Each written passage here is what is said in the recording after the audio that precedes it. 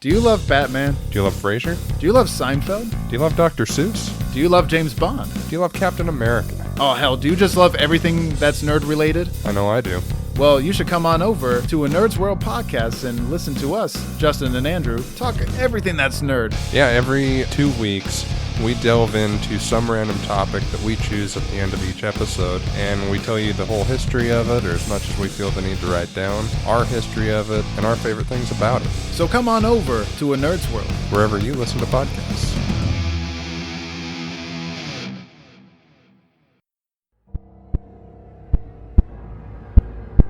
Welcome, everyone, to Pod and Gore, your one-stop shop for everything horror.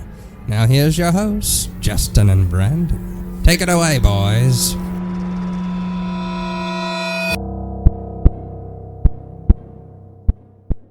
Hello and welcome to Pod and Gore. My name is Brandon. My name is Justin. And welcome to the show. Hello. Hi. Hello. I'm super excited to be here to pull a Justin too. card. I live here, though, so I'm just happy to be home. I'm happy to be not at work. I mean, I'd rather be home, but trying to get you to come to my recording studio is next to impossible. So today we're doing Texas Chainsaw, as you tell from the title. Words cannot express how excited I am to do this. Very? A lot? Yeah, no, this is top 2 for me. It's very close behind Halloween, like very close up there. Just for the movie. I mean, Myers, I love, even if I like this more than Halloween, Myers is still my favorite. Sure. But just on a movie, like everything on it, like it's just. I'm with you. Well, you know, and I've seen this before, obviously, but it's been I was going to say, I hope so. A very long time, and I was quite pleased that there were some surprises. That was like, I forgot, like I knew the beats. Oh, okay, yeah. But I forgot some of the twists. I was like, oh shit, that guy's part of, okay. Right. Like, all right. I got to enjoy the ride almost like I was watching it for the first time, even though I remembered as things happened, like, oh, this is the part where he's going crazy in the sun. Yeah, no, I get you completely. And see, the thing is like I've just been so busy this week, like I am every week, and so I didn't actually watch the movie, but we're gonna go off your notes, as you know. But I've seen this movie so many times that we can riff. I'll be able to riff it, no problem. Boom. All right, so we got a slog. I'm just gonna sit here and look at toys while you talk. And well, I mean, if you have commentary, sit up. Oh my God, are you kidding me? Bitch, throw me one of those, dude. I used to have these as a kid. Holy shit, Justin just, he pulled out. They're changeables from McDonald's. 1990. I used to have these toys. So for anybody that's got a little bit of age on them, you guys are like the changeables from McDonald's. I was 7 when these came out, to date myself a little bit. Well, I was 3. Yeah. They're just like, you have, which one's that, the ice cream cone? Yeah, the ice cream cone that folds out, and I have the dinosaur in the pop cup, soda cup. And then I've got a you got the French fry one too? Yeah. I'm sorry, guys. This has nothing to do with the episode at all, but he started reaching for him, and I saw him. I'm like, there's my childhood on your table. Fuck yeah. Oh, dude, that's so cool. Did you get these from fucking Patrick? Yeah. Patrick, if you're listening, give me some fucking toys too, man. Justin, all he does is shit on you when you're not around. I'm that much is nicer. So not true. I'm much nicer to you than he is. That's not true. I actually give you your movies back in a timely manner. Here, get you. All right, back on topic. Yeah. So this is gonna like he said, I'm gonna be reading a lot. Like you guys know, we mostly do stuff from Wikipedia. Yeah. It's just easier. I wanted to go super in depth on that, but I have dental surgery tomorrow, and so we're gonna try to pop out a second episode depending on how long this takes, just in case. Right. My mouth doesn't heal up and cooperate. Are you all right? Yeah. Okay. I'm letting you talk. You gotta fold it back. Oh, it stays like that. Okay. I know. I was trying to figure it out. It's like, huh? And so, yeah, I basically, it's all Wikipedia stuff. I wanted to do some of the Chainsaw Confidential by Gunnar Hansen. I have the audiobook. I listened to it when I was a trucker. It's amazing. So if you haven't read it or listened to it, I 110% recommend it. The audiobook, he narrates it himself, and it's awesome. I can't recommend it enough. There's a lot of information on there about what it was like to make this movie. See, and that's like watching it last night. I'm surprised it's so dense in making it because it seems fairly simple and straightforward. It does. So I'm intrigued to hear your constant ranting. The thing that one of the things he talked about is like when they show the inside scenes of the van, like he's up in the front seat recording them while the windows are up and it's like 160 degrees inside there. Like they're great. Yeah, I don't remember the exact temp, but yeah, it was just miserable making this movie. And so if you have any interest at all, highly recommend it. Chainsaw Confidential. And since we are trying to keep it in a easily digestible sense, opposed to my Halloween episode where I went thick, we're not going to cover that. If there's ever a request to cover it, we'll try to figure out. Yeah, we could do an episode on that. Yeah, some sort of bonus episode if there's any requests for that. But we did get a formal request on Facebook for a movie down the road. Is that the title, or are you saying a movie to watch down the road? No, fair enough. No, well, we talked about it at lunch yesterday. It's the one that Justin requested on the Facebook page. Because he wanted to do Poltergeist, but then he's like, I really want you guys to watch this movie. I'm not sure how horror it is, but I guess there's gore, and so I guess that counts. Close enough. So we'll check it out. But yeah, again, Justin, thank you for recommending that. No problem. McNair, Justin is claiming responsibility for your shit again. Kidding. All right, guys. So Texas Chainsaw Massacre is a 1974 American slasher film directed by Tobe Hooper and written and co-produced by Hooper and Kim Henkel. It stars Marilyn Burns, Paul A. Partain, Edwin Neal, Jim Sydow, and Gunnar Hansen, who respectively portray Sally Hardesty.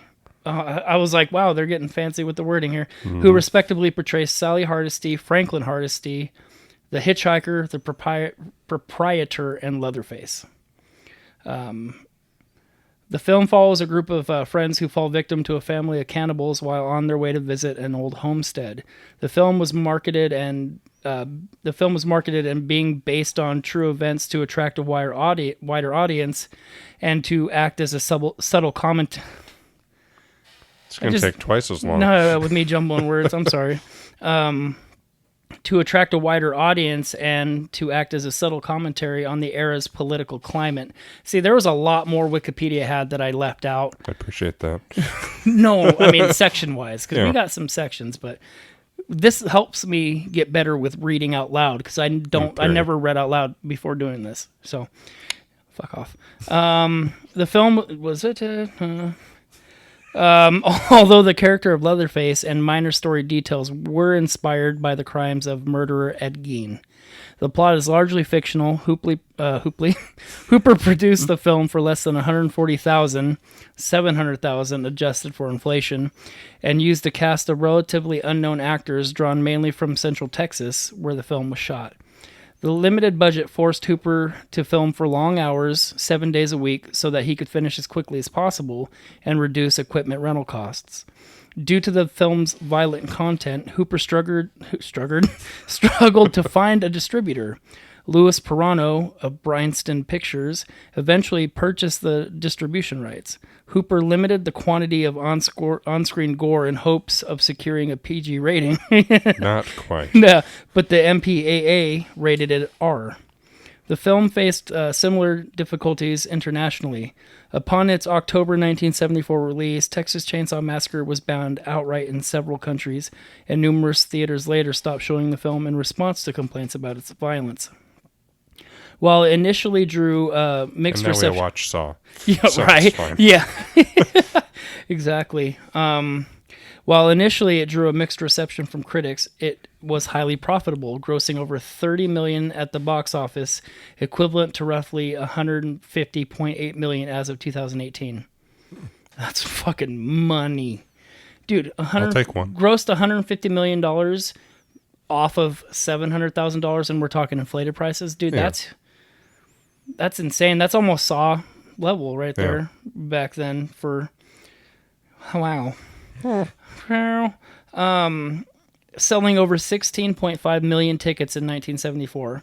It has since received a positive reappraisal and gained a reputation as one of the best and most influential horror movies in cinema history. Yes. Yeah, I can see that. Oh, yeah. It is credited with originating several elements common in the slasher genre, including the use of power tools as murder weapons, the characterization of killing as a large, hulking, faceless figure, and the killing of victims. The popularity of the film led to a franchise that continued the story of Leatherface and his family through sequels, prequels, a remake, comic books, and video games. Any questions, comments, or concerns?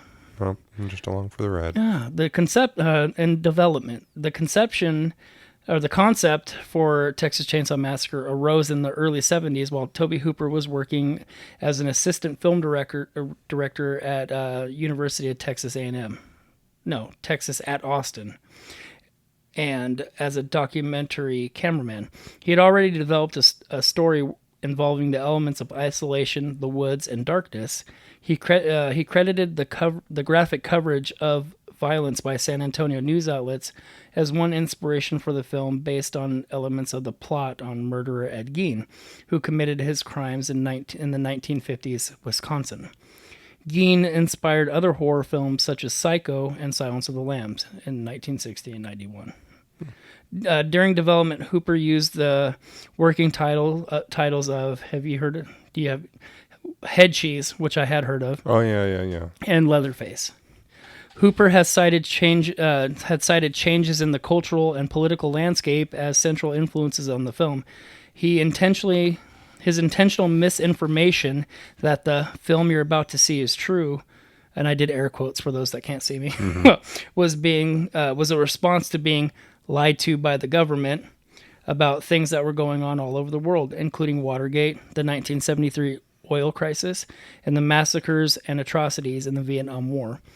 The lack of sentimentality and the brutality of things that Hooper noticed while watching the local news, whose graphic coverage was epitomized by showing brains spilled all over the road, led to his belief that man was the real monster. God, there's a lot of quotations here. You don't need to do air quotes for all of them. I understand. Yeah, just wearing it led to his belief that man was the real monster here, just wearing a different face. So I put a literal mask on the monster in my film. Using the idea of a chainsaw as the murder weapon came to Hooper while he was in the hardware section of a busy store, contemplating how to speed his way through the crowd. Red flag. Hooper You've and got Kim. issues. Hooper, I had heard that before. You though. had heard that? Yeah. Hooper and Kim Hinkle co-wrote the screenplay and formed Vortex Inc., with Hinkle as president and Hooper as vice president. They asked Bill Parsley, a friend of the Hooper, to provide funding. Parsley formed a company named MAB Inc., through which he invested $60,000 in the production. In return, MAB owned 50% of the film and its profits. Production manager Ron Bosman told the rest of the cast and crew that he would have to defer part of their salaries until after it was sold to a distributor. Vortex made the idea more attractive by awarding them a share of its potential profits, ranging from 0.25 to 6%, similar to mortgage points. The cast and crew were not informed that Vortex only owned 50%, which means their points were worth half of the assumed value. Yeah, that was one of the things I had heard in Chainsaw Confidential is how fucked they got. Like, they didn't get paid for a very long time, and I'm not sure if it's in the notes, but yeah, dude, I had heard it went on for years and years of them not getting paid for this movie. Jesus. Yeah. So we already kind of went over the casting. Marilyn Burns played Sally Hardesty. Alan Danziger played Jerry. Fucking Paul A. Partain played Franklin Hardesty, your favorite. William Vale played Kirk. Terry McMinn played Pam. Edwin Neal played the hitchhiker. Nubbins. His name was Nubbins. Nubbins Sawyer. Jim Sidow, the proprietor, Drayton Sawyer. Gunnar Hansen was Leatherface. John Dugan was Grandpa Sawyer. And this one I didn't know, that the film was narrated by John Larroquette. Really? I had no idea. I did not either. Like, I had to, I clicked on it to be like, is this really John Larroquette? Or is it just somebody who shares the same name? Mm-hmm. Like, I was looking up to see what else, like, mostly known for Night Court, but is what it says. But that's what I remember him from as well. Yeah, I had no idea. Yeah, I didn't either. And I was kind of looking on there, like, he did Twilight Zone. Mm-hmm. He did some other things, but nothing I really... Oh, he was in Demon Knight. He played the slasher in Demon Knight? He was also the narrator in Texas Chainsaw Massacre in 2003 and 2006. And just for you, he was Tomar Rhee in Green Lantern First Flight. Oh. Yeah, I figured that would be like, huh. That's cool. Yeah, well, I know that you like Green Lantern, so. I do. Many of the cast members at the time were relatively unknown. Texans who had played roles in commercials, TV, stage shows, as well as performers whom Hooper knew personally, such as Alan Danziger and Jim Sidow. Involvement in the film propelled some of them into the motion picture industry. The lead role of Sally was given to Marilyn Burns, who had appeared previously on stage and served on the film commission board at UT Austin while studying there. Terry McMinn was a student who worked with the local theater companies, including the Dallas Theater Center. Henkel called McMinn to come in for a reading after he spotted her in the picture Austin American Statesman. For her last callback, he requested that she wear short shorts, which proved to be the most comfortable of all the cast members' costumes. Icelandic American actor Gunnar Hansen was selected for the role of Leatherface. He regarded Leatherface as being mentally retarded and having never learned to speak properly. To research his character in preparation for the role, Hansen visited a special needs school and watched how the students moved and spoke. John Larroquette performed the narration in the opening credits. Interesting. Yeah, and the thing was, I don't know if it really covers it, but Edwin Neal, who played the hitchhiker, I remember hearing in Chainsaw Confidential that I think he was one of the most known actors, maybe also John Dugan, who played the grandpa, who wasn't old, but he was in like heavy prosthetics. Oh, yeah. So the filming of Texas Chainsaw, the farmhouse used for the movie was moved from La Frontera to Kingsland, Texas, and restored as a restaurant.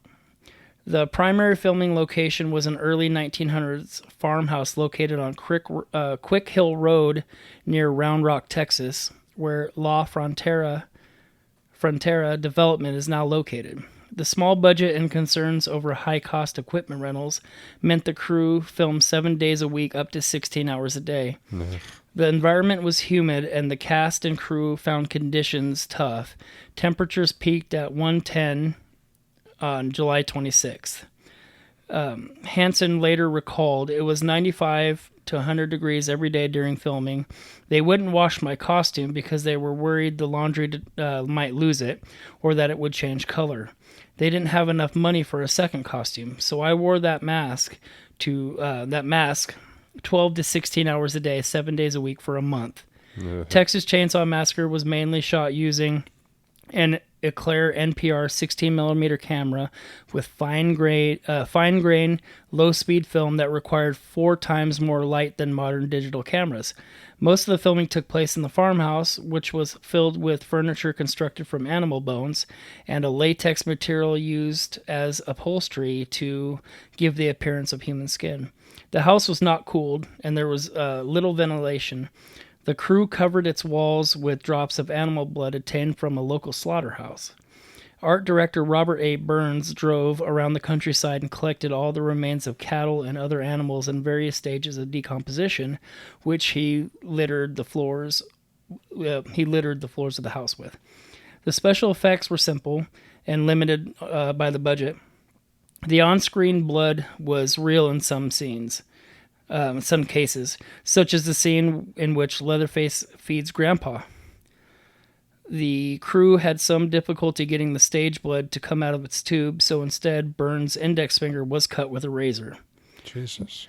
Burns' costume was so drenched with stage blood that it was virtually solid by the last day of shooting. The scene in which Leatherface kills Kirk with a chainsaw worried William Vale, Kirk, after telling Vale to stay still lest he be really killed. Hansen brought the running chainsaw to within 3 inches, 8 centimeters, of Vale's face. A real hammer was used for the cinematic scene at the end, with some takes also being a mock-up. However, the actor playing Grandpa was aiming for the floor rather than the victim's head. Still, that's good. Still, the shoot was somewhat dangerous, with Hooper noting at the rap party that all the cast members had obtained some level of injury. He stated that everyone hated me by the end of production, and that it just took years for them to kind of cool off. I can't imagine why. Yeah, That sounds fucking horrible. Yeah, well, yeah. You would get so much sued. Yeah, now. think about that next week if you're upstairs and Yeah. you come down being like, I was it's so thinking hot about up it there, now, and like, I'll be like, yeah, It's not Texas Chainsaw Massacre hot. yeah, it's not that bad. Yeah. Post-production, the production exceeded its original $60,000, about $305,000 adjusted for inflation, budgets during editing.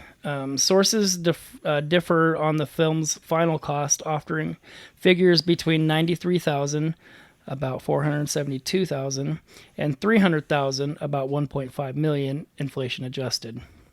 A film production group, Pie in the Sky, provided... God, they're really giving the inflations here. Provided $23,532, about $120,000 inflation adjusted, in exchange for 19% of Vortex. This left Henkel, Hooper, and the rest of the cast and crew with a 40.5% stake. Warren Scarron, One of those things. the head of the Texas Film Commission, helped secure the distribution deal with Bryanston Pictures. David Foster, producer of the 1982 film The Thing, horror film The Thing, arranged for a private screening for some of Bryanston Pictures' West Coast executives and received 1.5% of Vortex's profits and deferred the fee of $500, about $2,500 inflation adjusted. On August 28, 1974, Louis Pirano of Bryanston agreed to distribute the film worldwide, from which Bosman and Scarron would receive $225,000, about $1.1 million, and 35% of the profits. Years later, Bosman stated, "We made a deal with the devil, and I guess that in a way we got what we deserved." They signed the contract with Bryanston, and the investors recouped their money with interest. And after Scarron, the lawyers, and the accountants were paid, only $8,100, about $41,200, was divided amongst the 20 cast and crew members. Jesus. Eventually, the producers sued Bryanston for failing to pay them their full percentage and box office profits. The court judgment instructed Bryanston to pay the filmmakers $500,000, about $2.5 million. But by the time the company had declared bankrupt, the company had declared bankruptcy. Fuckers. Jesus Christ. In 1983, New Line Cinema acquired the distribution rights from Bryanston and gave the producers a large share of the profits. That's good. Good job, New Line. You did something right. So the release of Texas Chainsaw Massacre, it premiered in Austin, Texas on October 1st, 1974, almost a year after filming concluded. It screened nationally in the United States as a Saturday afternoon matinee, and false marketing as a true story helped it attract a broad audience. For 8 years after 1976, it was annually reissued to first-run theaters, promoted by full-page ads. The film eventually grossed more than $30 million in the United States and Canada, $14.4 million in rentals. making it the 12th highest grossing film initially released in 1974, despite its minuscule budget among independent films. It was overtaken in 1978 by John Carpenter's Halloween, which grossed $47 million. For those that didn't know, I took a bow for a movie that I had nothing to do with. You enjoy it, and that's what's important. Yeah. Well, thank you. Hooper reportedly hoped that the MPAA would give the complete uncut release print a PG rating due to its minimal amount of visible gore. Instead, it was originally rated X. I feel like he doesn't understand how ratings Yeah, work. because he's like, I want it to be rated PG, or I want it to be rated PG. Well, you were going to get an X. Be happy with the R. How about don't make a horror movie, and then it won't be rated, it'll be rated PG. I wonder if they'll ever release the uncut, unrated, just like whatever it is. I'm kind of surprised they haven't. I know. It's kind of weird. I don't know if it just got lost in time. Maybe. But Fire. after several minutes were cut, it was resubmitted to the MPAA and received an R rating. A distributor apparently restored the offending material, and at least one theater presented the full version under an R. In San Francisco, cinemagoers walked out of the theaters in disgust, and in February of 1976, 2 theaters in Ottawa, Canada, were advised by local police to withdraw the film lest they face morality charges. Jesus. Oh, Canada! My friend Prower, I hope you're listening. And after its initial British release, including a 1-year theatrical run in London. God, it was in theaters for a year. Yeah. Well, that's the way they did it back in the day. Did they really? There was no home video like we have it now, and 4 months after it's in theaters, we can own it. Fair enough. Things would That's just right, run because and run and run. they would do that with the serials. I remember that. Texas Chainsaw Massacre was initially banned on the advice of the British Board of Film Censors, the BBFC, Secretary Stephen Murphy, and subsequently by his successor, James Furman. While the British ban was in force, the word chainsaw itself was barred from the film, forcing imitators to rename their films. In 1998, despite the BBFC ban, Camden London Borough Council granted the film a license. The following year, the BBFC passed the Texas Chainsaw Massacre for release with an 18 certificate, and then in parentheses it says, indicating that it should not be seen or purchased by anybody under 18. Okay. And it was broadcast a year later on Channel 4. Sure. The Australian censors refused to classify the 83-minute version of the film in 1975. The board similarly, why can't I say that? Similarly, refused classification of a 77-minute print in December that year. In 1981, an 83-minute version submitted by the Greater Union Organization Film Distributors was again refused registration. It was later submitted by Filmways Australia and approved for an R rating in 1984. It was banned for periods in many other countries, including Brazil, Chile, Finland, France, Iceland, Norway, Ireland, Singapore, Sweden, and West Germany. In Sweden, it would also symbolize a video nasty, a discussion topic for the time. The reception of Texas Chainsaw Massacre received a mixed reaction upon its release. Linda Gross of the Los Angeles Times called it despicable and described Henkel and Hooper as more concerned with creating a realistic atmosphere than with its plastic script. Roger Ebert of the Chicago Sun-Times said it was as violent and gruesome and blood-soaked as the title promises, yet praised its acting and technical execution. Donald B. Berrigan of the Cincinnati Enquirer praised the lead performance of Burns. Marilyn Burns as Sally deserves a Special Academy Award for one of the most sustained and believable acting achievements in movie history. Patrick Taggart of the Austin American-Statesman hailed it as the most important horror film since George A. Romero's Night of the Living Dead in 1968. Variety called the picture Variety found the picture to be a well-made, despite what it's called the heavy doses of gore. John McCarthy of Cinefantastique stated that the house featured in the film made the Bates Motel look positively pleasant by comparison. I would agree to that. Yeah. I would too. I need to watch Psycho again, man. It's been a long time. I know. If only we had a podcast where we could talk about horror movies. Revisiting the film in 1976, Article Fashions in Pornography for Harper's Magazine, Stephen Cook found its sadistic violence to be extreme and unimaginative. Critics later frequently praised both the film's aesthetic quality and its power, observing that it managed to be horrifying without being a bloodbath. You'll see more gore in a Steven Seagal film, he says. Bruce Westbrook of the Houston Chronicles called it a backwoods masterpiece of fear and loathing. TV Guide thought it was an intelligent in its bloodless depiction of violence, while Anton Battelle felt that the fact that it was banned in the UK was a tribute to its artistry. He's all, fuck you. He pointed, no offense to our UK listeners if we have any, but that's just what Anton Battelle said. What a jerk. Yeah, fuck that guy. He pointed out the quiet sense of yeah, he listens to it. He's all like, well, fuck you too, buddy.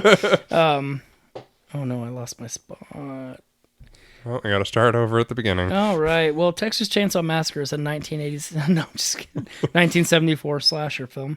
While Anton Battelle felt that, in fact, he pointed out how quiet the sense of foreboding at the beginning of how the quiet sense of foreboding at the beginning of the film grows until the viewer experiences a punishing assault on the senses. In Hick Flicks, The Rise and Fall of Redneck Cinema. What? That's so... Yeah. Scott Von Doviak commended its effective use of daylight shots, unusual among horror films, such as the sight of a corpse draped over a tombstone in the opening sequence. Mike Emery of the Austin Chronicle praised the film's subtle touches, such as radio broadcasts heard in the background describing grisly murders around Texas, and said that what made it so dreadful was that it never strayed too far from potential reality. Reminiscing about... I'm cutting some of this out. Reminiscing about his first viewing of the film, horror director Wes Craven recalled wondering what kind of Masonite crazoid could have created such a thing. It is a work of cataclysmic terror. In the words of horror novelist Stephen King, who declared, "I would happily testify to its redeeming social merit in any court in the country." Based on 58 reviews published since 2000, the review aggregate website Rotten Tomatoes reports that 88% of the critics gave it a positive review, with an average score of 7.9 out of 10. The site's critical consensus states, thanks to a smart script and documentary-style camera work, Texas Chainsaw achieves start-to-finish suspense, making it a classic in low-budget exploitation cinema. See, we're almost done. That's not too bad. The cultural impact of this movie is considered one of the greatest and most controversial horror films, and a major influence on the genre. In 1999, Richard Zoglin of Time commented that it had set a standard for slasher films. The Times listed it as one of the 50 most controversial films of all time. Jeez. Tony Magistral believes the film paved a way for horror to be used as a vehicle for social commentary. Describing it as cheap, grubby, and out of control, Mark Olson of the LA Times declared that it both defines and entirely supersedes the very notion of the exploitation picture. In his book Dark Romance, Sexuality in the Horror Film, David Hogan called it the most affecting gore thriller of all, and, in broader view, among the most effective horror films ever made. The driving force of the Texas Chainsaw Massacre is something far more horrible than apparent sexuality. Total insanity. According to Bill Nicholas, it achieves the force of authentic art, profoundly disturbing, intensely personal, yet at the same time far more than personal. Leonard Wolf praised the film as being an exquisite work of art and compared it to a Greek tragedy, noting the lack of on-screen violence. Leatherface has gained reputation as a significant character in the horror genre, responsible for establishing the use of conventional tools as murder weapons and the image of a large, silent killer devoid of personality. Christopher Noel of filmcritic.com said, "In our collective consciousness, Leatherface and his chainsaw have become as iconic as Freddy and his razors or Jason and his hockey mask." Don Sumner called the Texas Chainsaw Massacre a classic that not only introduced a new villain to the horror pantheon, but also influenced an entire generation of filmmakers. According to Rebecca Asher-Walsh of Entertainment Weekly, it laid the foundations for Halloween, Evil Dead, and Blair Witch horror franchises. Wes Craven crafted his 1977 The Hills Have Eyes as a homage to Massacre, while Ridley Scott cited Hooper's film as an inspiration for his 1979 film Alien. French director Alexander Aja, I don't know how to pronounce that in French, Sure. credited it as an early influence in his career. Horror filmmaker and heavy metal musician Rob Zombie sees it as a major influence on his work, including his films A House of a Thousand Corpses in 2003 and The Devil's Rejects in 2005. I love those movies so much, and I cannot wait for 3 from Hell. It's coming soon. Yeah. I don't know how you are on the zombie. The only films. movies of his I've seen are the Halloween, so I'm not. I have them. If you want to watch them, I'll hook you up with them. Maybe Just one gonna of let these you days know. we can even do 'em. Huh? One of these days we could actually do them. Well, that works too. So the Texas Chainsaw Massacre was selected for the 1975 Cannes Film Festival Directors Fortnight and the London Film Festival. In 1976, it won the Special Jury Prize at the Avoriaz Fantastic Film Festival in France. Entertainment Weekly ranked the film 6th on its 2003 list of top 50 cult films. In a 2005 total film poll, it was selected as the greatest horror film of all time. It was named among Time's top 25 horror films in 2007. In 2008, the film ranked number 199 on Empire's magazine list of the 500 greatest movies of all time. Empire also ranked it 46th in its list of the 50 greatest independent films. Huh. In 2010 total film poll, it was again selected as the greatest horror film. The judging panel included veteran horror directors such as John Carpenter, Wes Craven, George A. Romero. In 2010 as well, The Guardian ranked it number 14 on its list of top 25 horror films. It was also voted the greatest horror film of all time in Slant Magazine's 2013 list of greatest horror films of all time. It was also voted the scariest movie of all time in a 2017 list by Complex, and voted the best horror film or horror movie of all time in 2017 list by Thrillist. It was also voted the scariest movie of all time in 2018 by Consequence of Sound, and voted best horror movie of all time in 2018 list by Esquire. The Texas Chainsaw Massacre was inducted into the Horror Hall of Fame in 1990, with director Tobe Hooper accepting the award, and its part in the permanent collection of New York City's Museum of Modern Art. In 2012, the film was named by critics in the British Film Institute Sight and Sound magazine as one of the 250 greatest films. The Academy Film Archive houses the Texas Chainsaw Massacre collection, which contains over 50 items in a collection representing many of the original elements of the film. And that's it. Are you sure? Hold on. 39 minutes, dude. That's not too bad. It felt much longer. Says the guy not reading it. Yeah, that was a seeing like this is and I'm not gonna not do it again. So Sure. Don't even be like, oh, okay.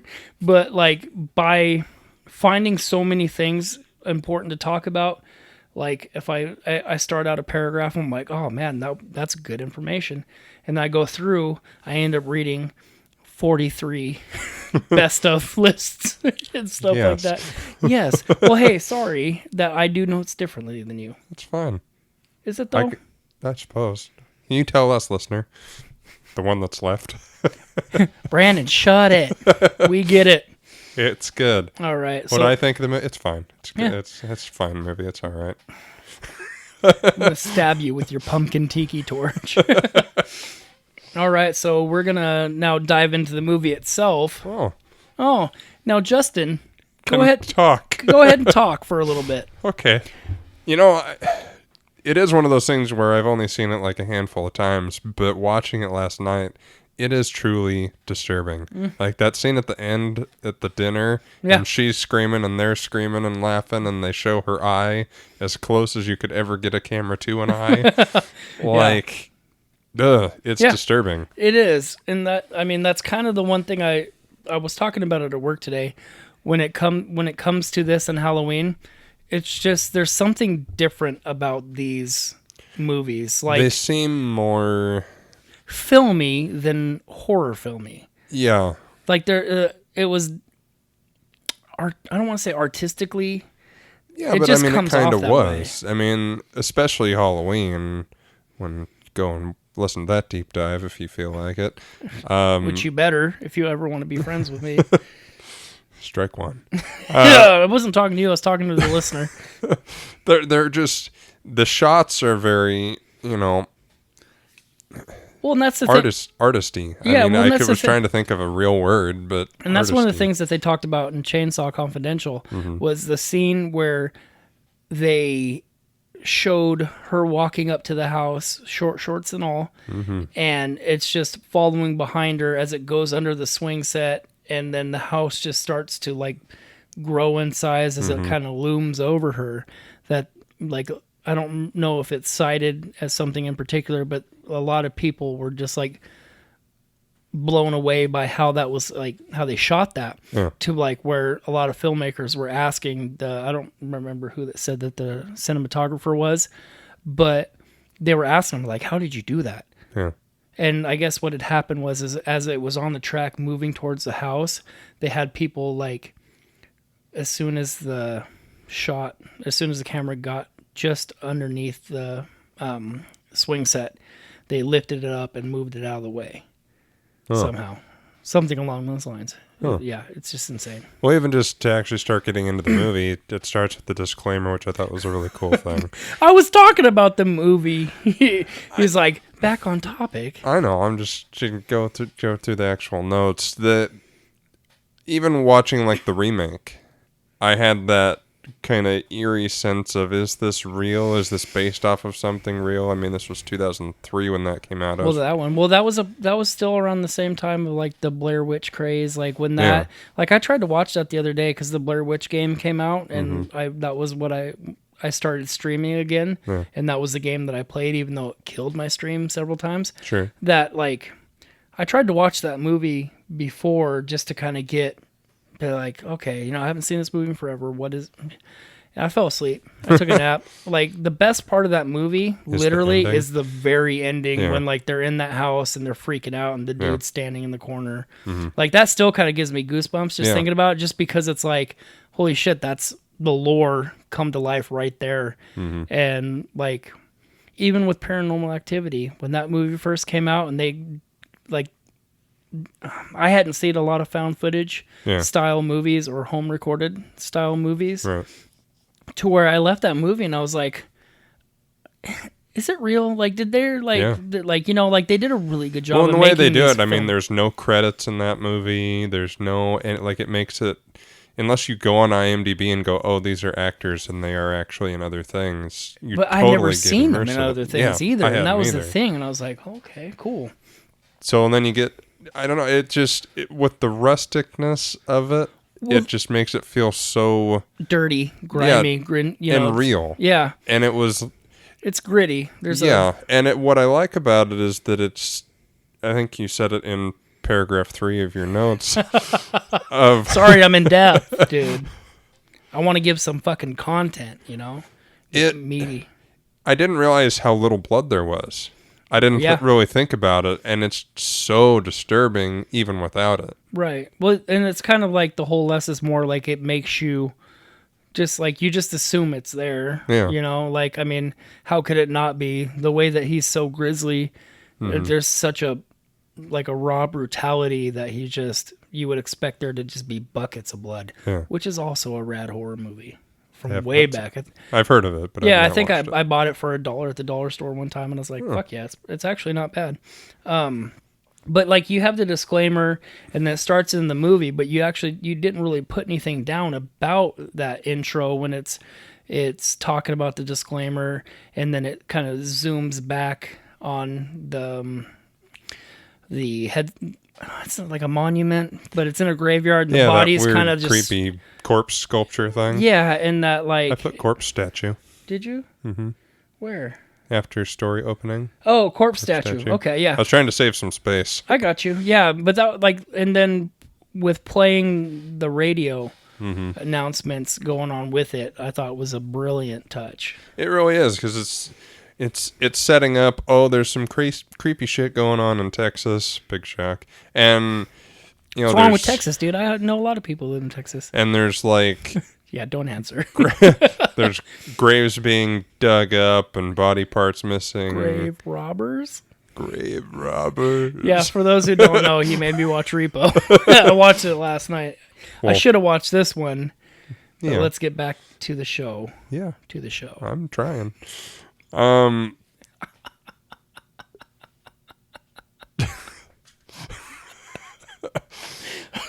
just fucking with you, guy. Come on. Know. Read it. You don't handle distractions very well at all. No, I know. I feel like you're going to make a point, and then you did that really disturbing laugh. I did. Yeah. So I'm going to skip some stuff and go into them picking up the hitchhiker. Oh, dude. Okay, so yeah, the hitchhiker was Edwin Neal. I guess he's just like a veteran stage actor. Like he looked familiar. He's put in his work, you know. Yeah. Like he's done stuff. He was just so super creepy, and like I said, the one that I've watched the most is probably the 2003 one. Mm-hmm. Well, that's kind of you, though. I mean, and not in a shitting on you way, which you would normally deserve for this, but like you do tend to lean more towards the remakeys, and I think that's just with you in general. Like you said, you came in around the mid to late 90s with like Scream around that time, and so like. And not saying that like, oh, I like the original, so getting all snits about it, you know. But like, I love horror like a lot, but like, there's still even a lot of things that are classic that I haven't seen that I will not admit that I haven't seen because I lose all credibility. You know what I mean? See, I have to openly admit it because at a certain point you'll bring up, you know, hey, we should watch this movie, and I go, okay, fine. Yeah, that sounds real cool. Yeah. I tried to deep dive and go back, and, you know, we watched all the old Halloweens and Elm Streets and Jason's. Right. And, you know, I watched the original Texas. But also, to be fair, though, like with The Hills Have Eyes, I've seen both of them, but I haven't seen the originals. Yeah. You know, like, I can admit that, but like... Fair enough. Yeah. Anyway, yeah, I mean, he's super disturbing and creepy, and it's almost to the point of over the top, but it fits. Out of instinct, you said over the top, and I looked at the corner of your coffee table where that DVD sat for 6 months. Go ahead. Sorry. We watched it. It's over. Let's move on. It's over the top. Over the drive, max to the maximum. Oh, God. You keep making me lose focus on what I'm trying to say. And then I look stupid trying to... he plays creepy crazy very well, and him just kind of ricocheting back and forth, and he takes the guy's picture and he invites him to dinner, and then he cuts his hand, and then he's just being all freaking wacky. It's like, never pick up a hitchhiker. Dude, oh yeah. That cemented that in my mind. That was the creepiest part, dude. He's like, I'm going to take your picture and then I'm going to charge you for it. Yeah. And then when he doesn't want to pay, he's like, oh, I'm going to cut my fucking hand off. Yeah. And like, I don't want to necessarily jump in too far either, like where you're are on your notes. So I'm going to go ahead and talk though. I'm just going to look and see where... Oh yeah, so we're basically there. So like when he does cut his hand and then they kick him out, they're like, "Get out of here, you fucking weirdo." Yeah. He goes, I thought he would just smear it, but it almost looked like he was either starting to write something, but it's also in this really weird shape to where if he wasn't, it's some very awkward symbol.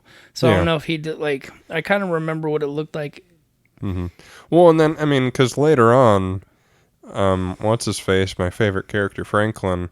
Well, and that's the thing too. Also, you're like, oh, I'm going to skip a few things. You literally skipped one note, and it was Franklin rolling down the hill. Important. No, but it's him rolling down a hill, throwing his like fits, which is why I skipped it. Oh, anywho. Yeah, here. Yeah, so I mean, they kick him out, and he does this creepy, weird. It is a weird symbol. I'm trying to remember it. Yeah, go ahead and talk about it. They never really go into detail. It's almost like, because Franklin's like mesmerized by it because he's mesmerized by shiny objects, and he's like, "But does it mean something? And is it this and that?" And everyone else is like, "Dude, just fuck off. Like, we're gonna enjoy the house and shit, and screw in a pond and whatever." And they never really visit back to it. And there is a scene after that where they show the van driving down the road, and it looks like a movie mistake. The blood is not there. It's possible. It honestly wouldn't surprise me. Yeah, it wouldn't surprise me either after the holy shit, crazy they have rigmarole. Dude, they have a NECA. I'll punch you.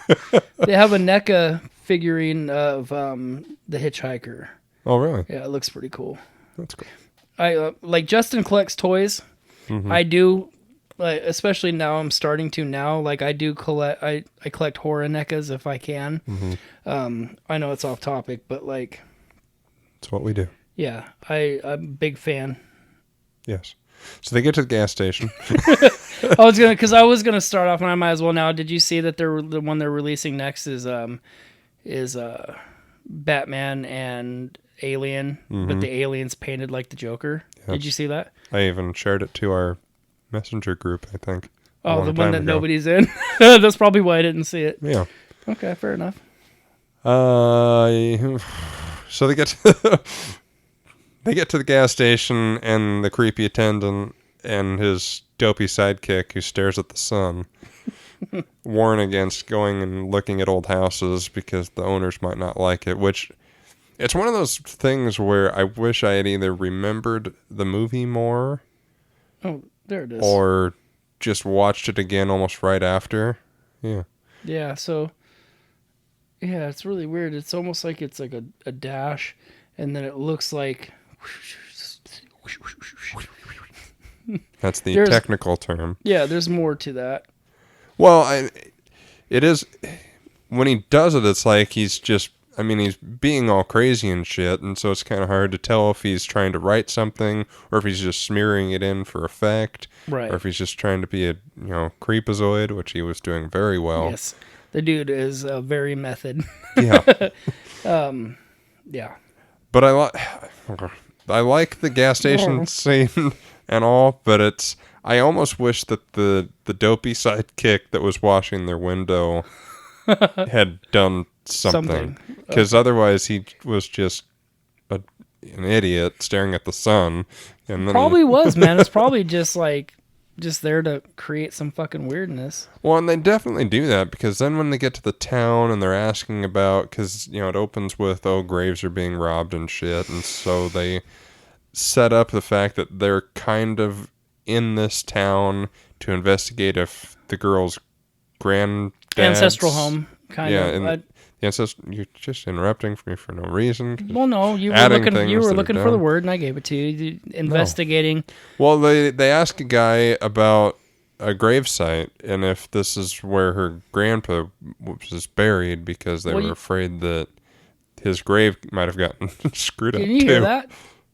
Your stomach? Yeah. No. Okay, good. I'm just making sure the mic's not picking that off, because it won't stop fucking rumbling. I'm so hungry. I'd make a joke, but no one else would get it but me, so it's fine. I'll fire one back at you, so go ahead.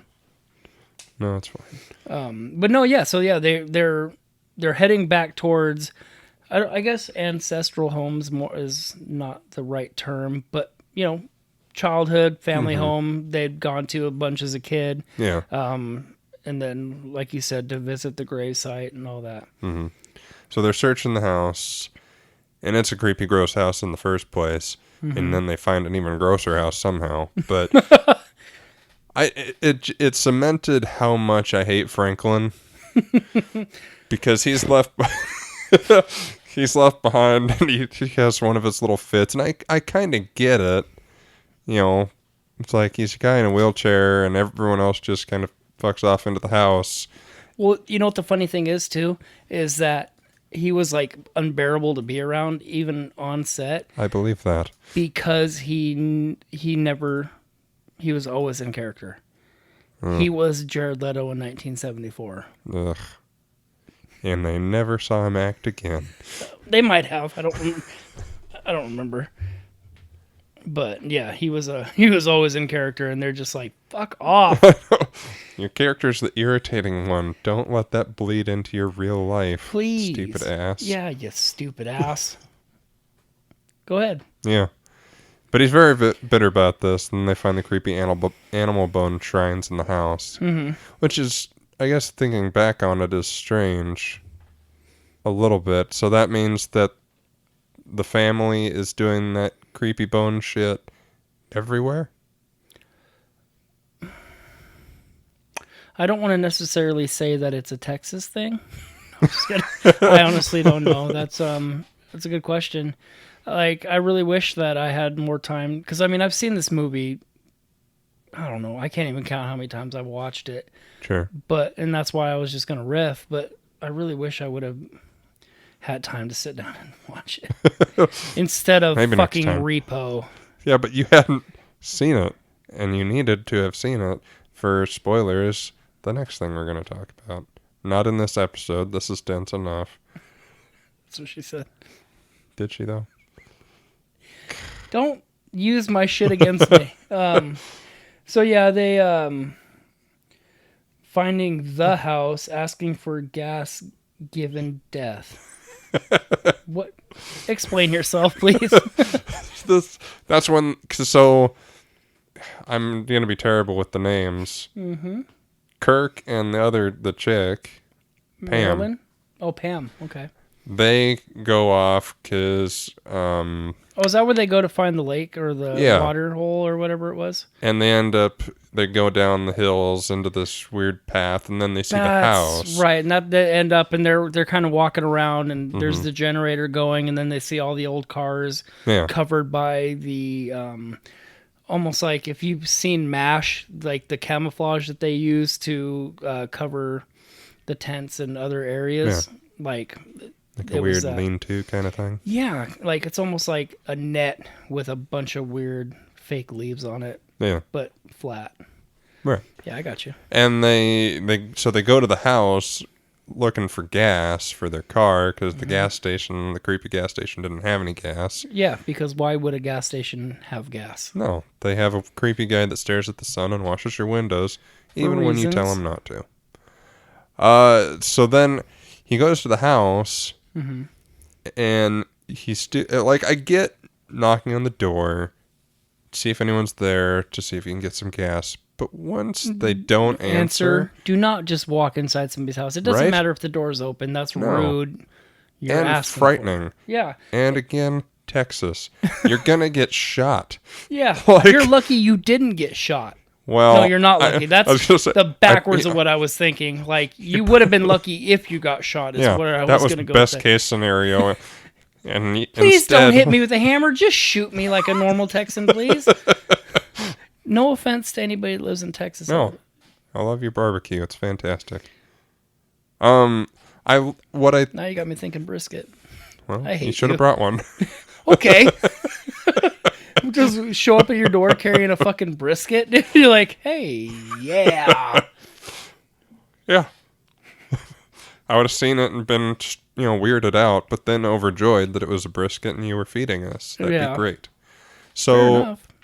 and I think this might be one of my favorite scenes in the movie because, so for whatever reason, the back room with the super red wall and all the heads on it. I like that a lot too, because that's eventually in my office, man cave, whatever the fuck you want to call it. You want a head wall? Yeah. Gross. No. Eventually I will paint the walls like that blood ready color with a dark trim. It's gonna be sick. Haunting. Yeah. But what I like about it is, so Kirk is just walking around the house calling for somebody. Mm-hmm. And, I'm in your house. Hello. yeah, hello, I need gas. You're the wrong spot. And then Leatherface just comes out of nowhere with a hammer and bludgeons him across the head and then drags him into the back room, shuts the door, and you don't see what happens next. Yeah. There's a lot of left to the imagination. And that's something that the remake didn't do. When they did that scene in the remake, they showed what happened next, and there's something cool about that to see in its modern time, so they did grosser, cooler stuff. Yeah, I get but it. the left to the imagination part of it is what makes it so good. Yeah, well, it's more fucked up because it leaves it to your own interpretation. So Yeah. you're like, it makes you think and kind of brings out those like twisted thoughts of like, oh, I wonder if this is happening, But and I want to say, I think something that I remember reading in or listening to in the audio book was one of those scenes. I think when it might have been Marilyn.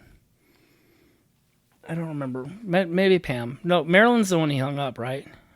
No, Pam was. Okay, Pam. I think Pam, when doesn't he put her On a over his meat hook. shoulder and Yeah. carries her in? I think he hit her head on the door frame. I think something like that happened. Like he didn't mean to. I would hope not. God damn it! All that extra. I'm here. I'm to here. commentate. You're like, I'm here. Hi, I'm here. Like I can't see you. No, I remember hearing something about that being like he accidentally hurt somebody in one of his scenes. Like I said, if you guys haven't listened to it, listen to it. It's great. Yes. Or buy it. I wouldn't mind having the hard copy. Okay. So she goes into the chicken room. Right? They're Arguably the grossest part of the movie. their home alarm system. Yeah. I mean, it's very effective, Mm-hmm. I suppose. But the floor, like sweep, it's just full of feathers and bones and shit. And now hearing that a lot of those things were real. Yeah, it's even Yuck. more. Yeah, yuck. Like, I want to wash my hands after watching that movie. It's just nasty. It's just gross.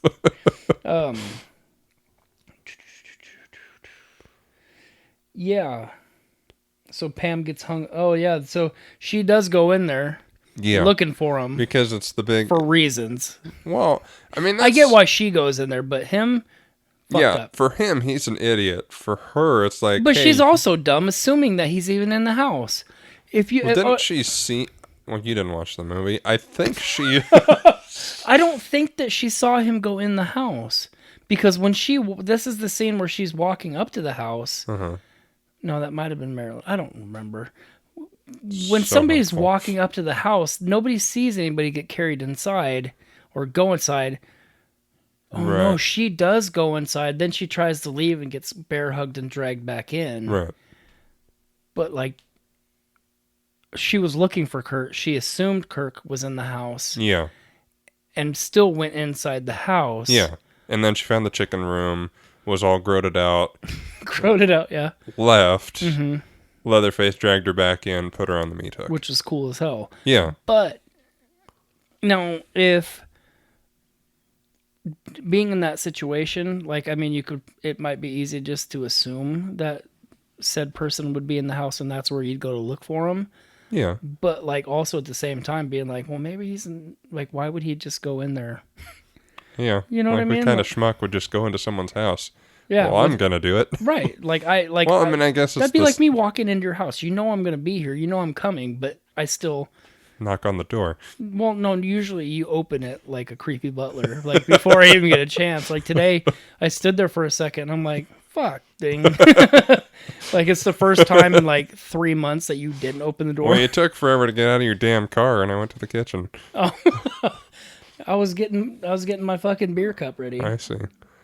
So then she gets meat hooked, which is awesome, and Kirk gets beheaded by the chainsaw. Apparently almost for real. Yeah. I feel like there's quicker, easier ways to behead someone than the big chainsaw, but hey, what do I know? I've never done it yet. So then Well, I'll see you later. we get Jerry again looking for people. I feel like this is just a bunch of people looking for other people and then finding death. Yeah. Hey, Kirk, you in there? Nope. Okay, bye. Hey, Pam, you in there? Okay. Hey, fuck off now. Fucking... I don't remember. I'm forgetting names. Yeah. That's fine. So... Marilyn, you in there? Well, I mean, again, it's 3 people go into this death house just not knowing it's a death house, but they all just walk inside this house. Like, Yeah. do you not have any manners? Or sense. Like, I don't... Or reason? Right. For reasons? Yeah, I'm moving past it. Let's just move on. And so he's wandering around the damn house. He finds the death room, but it's clean-ish. As clean as any room in that house is. But the bodies are gone, and then he hears noises in the freezer and opens it. Oh, no. I don't think... Does he hear... Does she... Yes. Does she pop up? No. So then why is she making noise if she is already frozen? Well, she's not frozen. She's just in the freezer. I mean, this is all the span of like 10 minutes. That'd be one hell of a freezer if you were completely frozen in like 10 minutes. Yeah. She's probably really cold. Right, but she also is already dead, isn't she? Mm-mm. Well, and that's... I wish you had watched it because I was wondering if it was Pam. Because she would have been meat hooked. Mm-hmm. Which Well, I think she went like- from the meat hook. We don't see anything. Yeah, there's a lot of we don't see. That's the thing, is she gets meat hooked, and then they go over to Jerry, and Jerry's looking for him, and then Jerry wanders into the house, because everybody wanders into this fucking house. Yeah. And he gets to the room where they were, Mm-hmm. and there's a freezer, and he hears noises in the freezer, and there's a lady in the freezer. And I couldn't tell if it was Pam or just someone else. Right. If it's just someone else, I don't know who they were. No, but it was Pam. It was That's one what I of figured. them.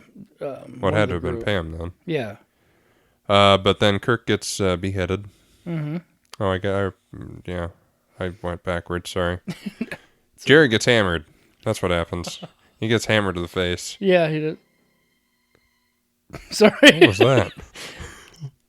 Don't worry about me. And we've seen Leatherface in blips and quick, scare the shit out of you. But then he kind of wanders around the living room after having just killed 3 people in random succession. Right. And he sits at the window in the sun, and you really get a full appreciation for how creepy his mask is. Right. And I thought that was really cool. You'd know if you'd watched the movie. Well, I'm watching it right now, so. Oh, okay. Are you at least up to where we are in our conversation, or are you just starting from the beginning? Yeah, because he put her on the hook, and then they zoom in on the chainsaw, and he starts it up. So. Or how Yeah. chainsaws sound. Sorry. Yeah, I did a gunner mock there. Mm-hmm. Boom, he just got beheaded. Yes. Yep, and then there's a symbol. We're doing a commentary now. Franklin. Yeah, I'm doing a commentary. So go ahead. So after we get the full-on reveal, it's now nighttime-ish, and Franklin's a big peckerwood and won't give Sally the flashlight for some reason.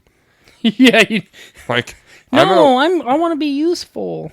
You're not, though. Just sit at the damn van. Like, But Sally.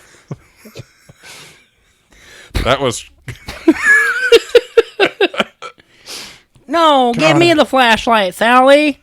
I want to do things, too, and he does nothing. You just He pout. rolls down a hill, he cries, and then he dies in the woods.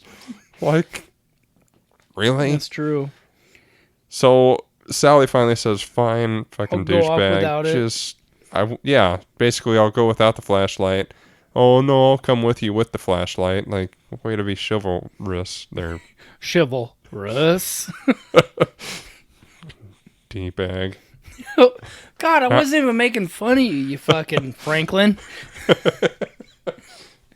Baby, I was talking about Franklin there, douchebag. I know, Franklin. Guys, shit. You just throwing fits. So there's no keys to the van, and yet the lights are on. So are we shitting on this movie, or?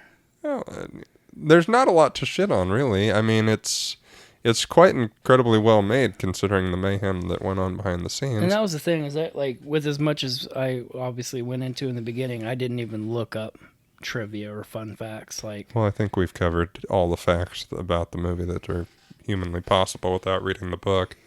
right. But, I mean, it's impressive that this movie works, given that. Mm-hmm. Like, we hear stories nowadays about people trapped on trains not allowed to pee and rewrites last second and all sorts of crazy shit going on, and you see the movies and they're garbage. Right. Whereas this should have been garbage because it sounded like it was just a big flustercluck the entire time. Right. Just a big pain in the ass. Yeah. And it ended up being one of the most seminal horror movies of all time. It's just very strange. So Franklin gets chainsawed, and the crowd cheers. I know I did. And Sally runs, and Leatherface chase. That's a way jump ahead. Not really. Well, I'm watching the movie, and like we didn't even talk about Jerry. Did we talk about Jerry going in by himself? Yes. You were looking up watching the movie at that time. Okay. Because he goes in, he hears the noises in the freezer, lady in the freezer gets hammered in the face. Oh, right. We did all those things, and now we're on to the Leatherface chase. Which, yeah, like I remember hearing about that. Like if you watch it, it's kind of funny because he had to slow down a lot because he was like faster than her. Oh, really? Yeah, like it's in the book. I bet it is. Well, it's interesting because, I mean, you're so used to your Michaels and Jasons where they don't run, they just stand there and yet end up ahead of them anyway. Whereas Leatherface is just crazy maniac running with a chainsaw in the woods. Right. It's a nice change of pace, even though it was the start of all things. Right. So Sally, like every other person in this movie except for Franklin, gets to the death house and sees all the dead people in chairs, which I'm assuming are other relatives that passed away. It wouldn't surprise me at all. And yeah, the lights are on. No, There's I no know. keys. Well, you can still turn. Can't you turn some of the older vehicles on without keys? Probably. I don't know. So Sally jumps out a window, which I think was a class act, and much better than. Which is a class act. Well, I mean, it's one of those things where in modern horror movies, it's like there's a bunch of windows. Go out a window. Like, right. It's gonna hurt, but so's a chainsaw to your head. Oh, 100%. So, you're gonna feel the jump more, but sure. And I think she jumps out a second story. So I mean, it's not like a brisk like, oh, we're on the ground floor here. She really goes for it, and she does it again later. yeah. I cannot recommend listening to the book enough because he Talks about how much she got cut jumping through windows. Yeah, like it was like a fucked up. I think she got like hurt her leg or something jumping out that. I don't remember. It hurt my leg watching her jump out of it. But then she jumps out and then he chases her to the gas station. Yeah, she gets whacked in the head by a tree. I said, "Watch out for that tree." No, you didn't. Don't fucking George of the Jungle me. It's in my notes. I know it's in your notes. It doesn't surprise me. It's upsetting. Well, I have to have my fun. This is a very depressing movie. I have to enjoy myself a little bit. So they make it to the gas station, and this is when the twist came in that I wasn't expecting, even though I should have. Oh, the proprietor? Yeah. That he was part of the... He's a family member? Yeah, it makes total sense going back to it, and he's kind of the, what's his name from the new one? Or new, 2003. Wasn't that Arlie, Yeah. Arlie Ermy was the sheriff? Mm-hmm. Yeah. He's definitely a that. Like, he even looks like him a little bit. It's kind of creepy. They could almost be relatives. Yeah, except for his hair's he's got some weird hair. In the teeth. But it was the 70s. Fair enough. So what do you do?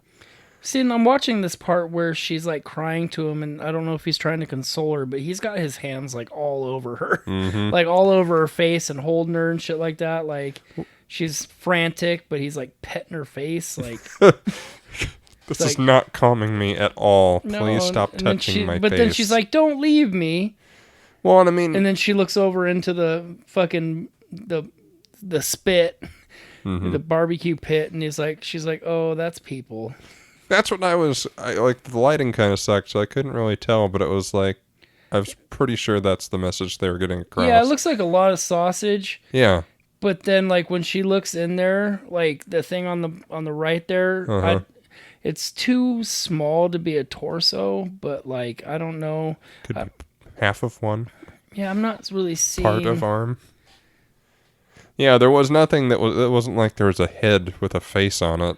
That would have been rad. Yeah, but a little on the nose. Yeah, but I mean, it would have been. It just looked like random meat, and then she got all freaked out by it, and so I just kind of went, "Okay, that's probably people." Right. He picks up. She has the knife, and she's pointing it at him, and then he fucking charges her with a broom, and then beats the shit out of her with it. Sorry, guys, I'm watching the movie right now. That's he fine. He beats the holy shit out of her with it too. He really goes to town with the broom. Yeah, I put broom attack. Yeah, to say that he looks like Arlie Ermy is a fucking. Oh, he's a weirdo. It's kind of an insult to Ermy. Because this guy is a fucking goober looking. Knocks her out with that thing. I'm not saying they're twins. He's fucking sitting there shaking the broom like he's done. He's like done beating the hell out of her, and he's like, I want to keep hitting things with the broom. Yeah. Well, then he gets her in the car and he keeps jabbing her with it while he's taking her to the house, and then they stumble upon the hitchhiker guy. Right. And that's when you find out, which you kind of assume all along, that he's also a part of it, and so he starts beating on him and telling him to get his shit in the truck. Right. And quit, fucking around in town. Yeah. When you said that, when he was poking her, it just reminded me of when I was in school to get my CDL, and every time like I would either grind a gear or I didn't do something right because learning to drive a semi and all that, like George, my instructor, smacked my hand with a tire thumper. Like, ow, fucker. Yeah. But you learned something. I did. I was a truck driver for many years. So then they finally get him back to the house because everybody gets back to the house, and they tie her up to the chair for the creepiest family dinner ever. Yeah, well, and the cool thing is when they tie her up to the chair, like, they just showed the cool shot of where she was tied there, and then it showed the lamp inside the rib cage of one of the bones. I was like, that's cool. Well, that's the thing. I think that really makes this movie is the ambiance is so unsettling the entire time, and they go out of their way to make everything gross and creepy. Yeah. Like, Bubba, come get Grandpa. Help me carry him downstairs. I totally forgot about that. Yeah. And I was like, what the hell's up with Grandpa? Nothing's going to be good about Grandpa. Yeah, they do a lot of downward shots and then zooming in on, like, distress, which really doesn't help with the tension. No, it's very unsettling. Yeah. So then you get to the cut finger thing. And realizing that it was real now is even worse. But well, the thing is they go to cut her finger. Oh, she has burns, huh? yes. Don't fucking raise an eyebrow at me. I'm just making sure. Yeah, they really cut her finger, and then they put it In the guy's mouth. Yeah, and he sucks on it, which was creepy as shit. I thought he was dead because he looks like it. But I mean, obviously, it's heavy prosthetics either way. But it's just the most that whole scene, the dinner thing, was just so like, if I didn't have to watch this, I would not be watching this because it's just gross in every way, which I suppose is a good thing. But it does what it's supposed to. Yeah, definitely. And then we get into I have in my notes, worst dinner ever. Everyone screams. And Yeah, because she screams and they're all like, ah, go, like just basically telling her, it's like, hey, go ahead and scream. It's not. You're in Texas. Yeah. Like, it's not the middle Texas's of fault, fucking guy. nowhere. Yeah, in the middle of nowhere, which can be anywhere outside of Texas as well. Sure. Fucking But my point was, before you rudely interrupted. I didn't rudely interrupt you. I'm defending the great state of Texas. Go Texas. I have nothing. I'm saying they're in this backwoods. Did you ever notice that the lamp house. above the table was like a face? Yeah. They zoom in on it later. Oh, okay. It's very creepy. And, you're out in the middle of the nowhere where most houses are around there. Like, there's no one there that's going to hear your cries, unfortunately. Yeah, Oh, yeah. Super up close. Yeah. And, it's just so freaking unnerving. And then they do the super close eye shots, which I didn't even think you would ever want to get a camera that close to a person's eye. Right. Well, and the thing about this is like when they have Leatherface and he's dressed up for dinner, and he's wearing the Pretty Woman mask is what they call it. With Leatherface being in Dead by Daylight, and he's one of my favorite killers to play as, I really wish they would add the Pretty Woman cosmetic skin to that. So if anybody from Behavior is listening, please find a way to give me the Pretty Woman skin. Good talk. So I like that they're How fucking dare you, guy? Like, that's the whole point, is we're supposed to talk about stuff, and every time I talk about something off topic, you basically moving on, and then you give me the fucking eyebrows, and I just want to fucking hit you. I keep it interesting. I make you involved. Oh, Ooh? Nope, go ahead. Okay. Sure. I like that they're like, let Grandpa kill her. Don't worry, it'll be painless. And then they give him a hammer. That he can barely fucking swing because he's like 106 years old. Well, that too, but like, how quick and painless is a hammer to the head? Right. God, that's creepy. I don't like eye stuff. We talked about this in Brightburn. Oh, yeah, we did. It's very unsettling. It really is, because it's like, fuck, man. It's such an unbearably sensitive part of the body. And it's like, I don't even like when I get like sand in my eye, let alone... Opposed to other places? Well, that hurts too, but, then seeing like in Brightburn, the giant shard of glass that goes all the way through the lady's eye, like into her brain practically. It's like, fuck, that's unsettling. I bet that was in her brain too. Oh no? Oh, go ahead. Are you sure? Yep, I had a freak out for a second. Freak out. So yeah, like you said, the grandpa can't even hold the damn hammer, which is, it's comical and disturbing at the same time. Take my strong hand. It's still not working. And it's like, at a certain, they're really selling that they're all fucking nuts. Yeah. And doing a very good job of it. Mm-hmm. And they're so invested in letting Grandpa kill her. Right. That he loses the hammer. They get distracted trying to get it. And so she's able to get free. Mm-hmm. And then she does her second window jump. Right. Even more so than the last. and books it away, and Crazy Hitchhiker and Leatherface are right behind. Right, and that's like the best part too. When like she gets in there, she thinks that she's safe. She's really not. Yeah. He's like running up behind her, and you're like, oh fuck, man. Well, and the hitchhiker guy has a knife and is just like slicing at her as she's getting to the street, which is super freaking brutal. Right. And then hitchhiker gets run over by a freaking semi, which was awesome. Yeah, he just gets smashed. And the crazy nonsense that ensues on that little street. I actually had to rewind it because so the truck driver hits hitchhiker, gets out of the truck eventually when he sees what's-her-face screaming and yelling for help, and Leatherface right behind.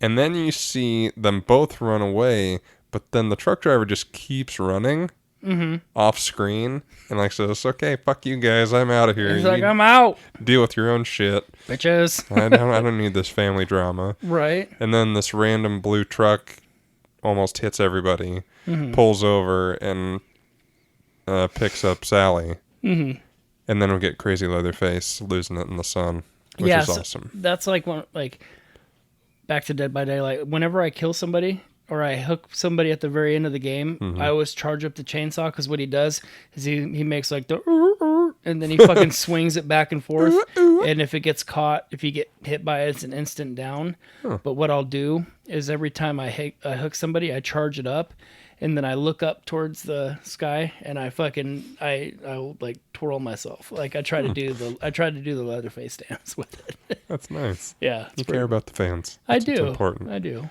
Well, it's. I would put that and the armadillo at the beginning as probably the two most iconic shots of the movie. Well, that and then the approaching of the house. True. That's huge. Well, I know. But you're right with the armadillo. You're right with him dancing in the sunrise. Yeah, because the dancing is like the cover of the movie in many cases when they release it on various formats. But and the funny thing is they never talk about those as much as I've ever heard them talk about the looming of the house as they like approach it. Like, see, and I've never heard that. Right. I mean, I haven't dug into it as much as you, obviously, but I had never really, like, it was a cool shot when I saw it. I was like, oh, that's nice. But I never, like, deep dive holy crapped it. Yeah. All right. Nice thumbs up there, bud. So that's it. That's all of the Texas Chainsaw Massacre. I don't know if you guys could even take anymore, but all I know is that we literally did what I said we would do. Really? So fuck you, buddy. We're under an hour and a half. Wow. That's impressive. Yeah, that's Good what job. she said. Did you, though? Don't roll your eyes at me. So now it is time for the infamous Gore Score card. That's right, which I didn't fucking do again. God. But we can riff it. We can riff it. So the best kill or scare. Fuck you. So what I'm going to do is I'm going to... All right, so our core scorecard, the best kill or scare, I'm going to go with scare. It could be a kill. Well, it is a kill. But when Leatherface pops in the doorway before he clubs Kirk, like that initial, like, you don't know that's coming. Yeah. And all of a sudden, boom! Fucking, like that'll be my best. And I mean, it leads to a kill, but like that, like seeing that and then not knowing that's coming, and then all of a sudden, boom! Like that would be fucking awesome to see in 1974. Not seeing anything that we've seen now, like not knowing. Well, even just watching it last night, I was like, "Oh shit, he's right there." Yeah, so that I don't remember this movie as much as I thought. Holy crap! Yeah, I picked Kirk getting dragged into the room and then the middle door closing because it's essentially the same thing, but the tail end of the what? I've always loved that scene and always look back. It's just so clever. The way he just closes it with so much authority. Yeah. Like, you're mine now. Yeah, good and luck. You don't see what happens next, more or less. I agree. The person I wanted to die, I think No this is going to shit. be unanimous. We both wanted Franklin to die. I don't even think I have to go into it. I didn't even have to watch the movie again. And as soon as I heard But Justin, as soon as I heard his name, I'm in a wheelchair and I'm to helpless. know what his name was, I went, oh, that's his name. Franklin. Yeah. Boop, most wanted to die. My most wanted to live would be Sally. Yeah, me too. She went through the most. And she's the only one who really ended up having character. Yeah. She was. And that was something that I wanted to point out in this, is that like people die in such random succession in this movie. It is just bam, bam, bam. Mm-hmm. And then it's a bit of I don't want to say slog because it sounds like a bad thing, but it's like there's a breath, and then there's Franklin, and then there's like another half hour and change to the movie. And I was like, holy shit, I thought we were wrapping up here. Right. And like there's a whole nother movie taking place here, and I didn't even realize it. My grossest moment with this movie, like everything is gross. Yeah, it was hard to pick something out. I guess my grossest moment would, because see, when she gets thrown up on the meat hook, they don't actually show it going into her back. So I guess the grossest moment off the top of my head would probably be with Kirk laying on the table, and the way that he's kind of going back and forth and kind of maneuvering that chainsaw, mimicking cutting his head off. Like, if they were to have shown that scene, that would have been disgusting. I initially picked the chicken room because gross, and I ended up with sucking on the bloody finger because you know what? gross. That is all. That, you know what?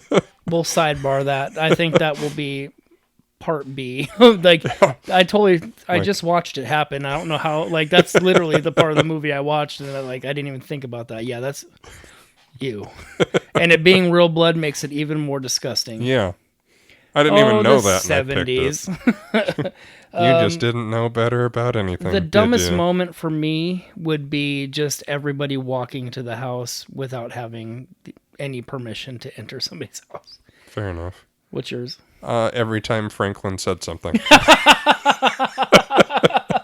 Oh, come on. But why?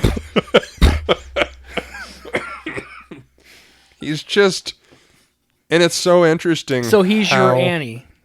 Yeah. But way worse. Yeah. Like, I actually like Annie. I do I not like Annie, Franklin. too. I don't like Franklin either.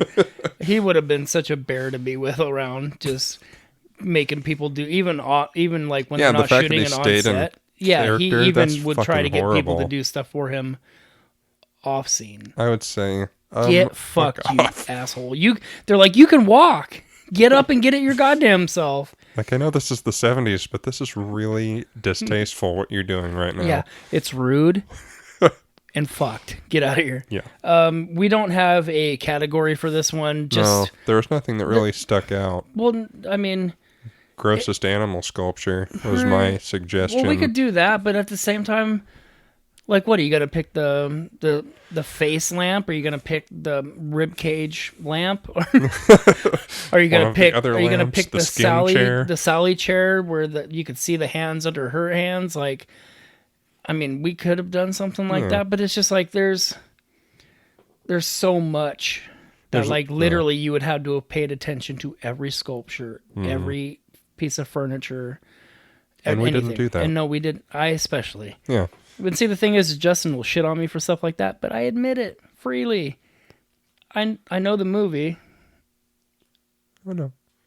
Enough to be like, I can riff it. We're good. And we did. Yeah, we did. We're done. And very in a great amount of time. Yeah. All right. So, without further ado, I know we've hinted at it already, but we're going to go ahead and jump in, and Justin's going to announce his pick for the next episode, which is Repo, the Genetic Opera, which I had never seen. Oh, you know what? I don't know if I've seen it. I'm not a musical guy. I don't care for musicals because I find it cheesy. Sure. Like live action Disney shit, you know, like, and when I say that, like how most Disney cartoons, they'll break into song. Yeah, they're all musicals. But when it's real life, I'm like, people don't do that. People don't bust into song. Well, then you should walk around with me at work because I sing all day. I'm glad I'm not in inventory. But yeah, so I mean, I want to say I had seen it or parts of it, but I guess I hadn't. And we'll save the talks for all that kind of stuff once we get into it. But Sure. yeah, so I want to thank you all for listening. If you are, we appreciate you being You here. haven't dropped off yet. Hanging out with us. You can find us on Facebook. Just look up Pod and Gore Podcast. We got a group on there.